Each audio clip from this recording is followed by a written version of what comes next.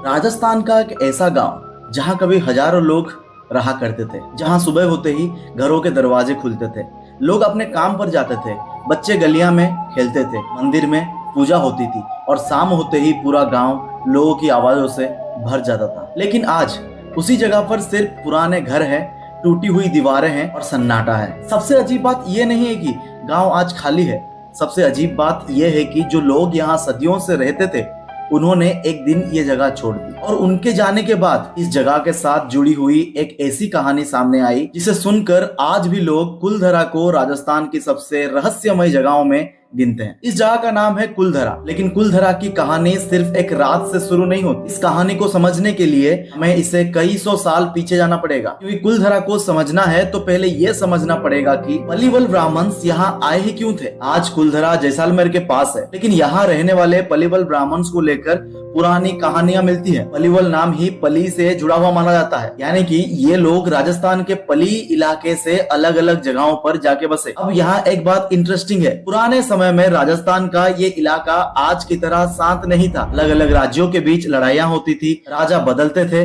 और कई बार दूसरे इलाकों से हमले भी होते थे। पलीवल समाज से जुड़ी कुछ कहानियों में भी पुराने हमले और पली से लोगों को निकालने की बात मिलती है। कुछ कहानियों में खिलजी काल के हमलों के जिक्र भी मिलता है। लेकिन यहाँ मैं एक बात क्लियर करना चाहता हूँ, खिलजी ने ही पलीवल ब्राह्मण्स को कुलधरा तक भेजा था, इसका पक्का हिस्टोरिकल प्रूफ नहीं मिलता, इसीलिए हम इस बात को फैक्ट नहीं मानेंगे। हाँ, इतना जरूर समझ सकते हैं कि पलीवल लोगों का पली से दूसरे इलाकों की तरफ जाना एक पुरानी माइग्रेशन स्टोरी का हिस्सा है और इसी माइग्रेशन की कहानी आगे चलकर हमें ले जाती है जैसलमेर के पास कुलधरा तक। अब जरा इमेजिन करो, आपके पास एक ऐसा इलाका है जहां दूर दूर तक रेत है, पानी आसानी से नहीं मिलता, गर्मी बहुत है और आपको यहाँ भी अपना घर बसाना है। आप क्या करोगे?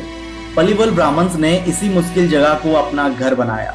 राजस्थान टूरिज्म के अकॉर्डिंग कुलधरा को लगभग 1291 में पलीवल ब्राह्मण्स ने बसाया था और धीरे धीरे ये जगह एक छोटे गांव से बहुत ज्यादा बड़ी बन गई। घर बने, मंदिर बने, कुएं और पानी संभलने का तरीका बनाया गया और लोगों ने इन सूखे इलाकों में खेती करके अपनी जिंदगी चलानी शुरू कर दी। मतलब जहां आज हम सिर्फ खाली बंजर जमीन देखते हैं, जहां आज हमें सिर्फ खाली दीवारें दिखाई देती हैं, वहां कभी एक पुराना समाज अपनी जिंदगी जीता था। और सबसे इंटरेस्टिंग बात, कुलधरा अकेला गांव नहीं था, इसके आसपास भी पलीवल लोगों की कई बस्तियां थी। इस वजह से कुलधरा की कहानी और बड़ी हो जाती है। अब एक बार इमेजिन करो, सुबह का वक्त है, सूरज अभी पूरी तरीके से निकला नहीं है, गांव के घरों से लोग बाहर निकल रहे हैं। कुलधरा एक जीता जागता गांव था। राजस्थान टूरिज्म भी कुलधरा को कभी एक समृद्ध बस्ती बताता है जो रेगिस्तान इलाके में खेती की वजह से अच्छी तरह चलती थी और यही चीज इस कहानी को और इंटरेस्टिंग बनाती है। तो उसके खाली होने में कोई रहस्य नहीं होता, लेकिन यहाँ पहले जिंदगी थी। अभी हम आते हैं लगभग 200 साल पहले। समय है 19वीं सदी का। जैसलमेर के रियासत में एक नाम काफी पावरफुल था, सलीम सिंह।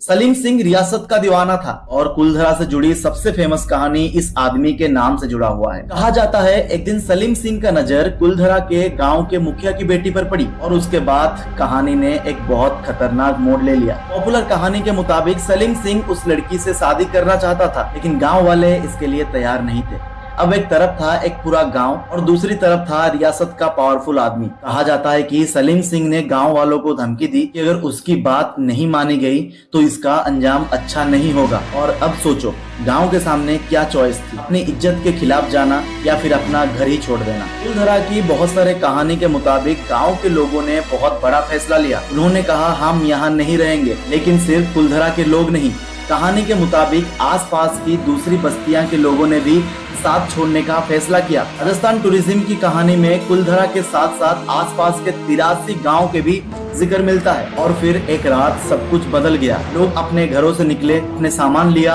और कुलधरा को पीछे छोड़ दिया। सोचो, जिस घर को बनाने में शायद पूरी जिंदगी लग गई, जिस जमीन पर आपके पुरखे रहे, जहां आपका बचपन गुजरा, उसे आप एक रात में कैसे छोड़ सकते हो? जरूर कोई बहुत बड़ी कारण रही होगी, लेकिन वो कारण आज भी पूरी तरीके से क्लियर नहीं है। कुलधरा की सबसे फेमस कहानी यहाँ से शुरू होती है। कहा जाता है कि जब पलीवल लोग कुलधरा छोड़कर जा रहे थे तो उन्होंने इस जगह को श्राप दिया।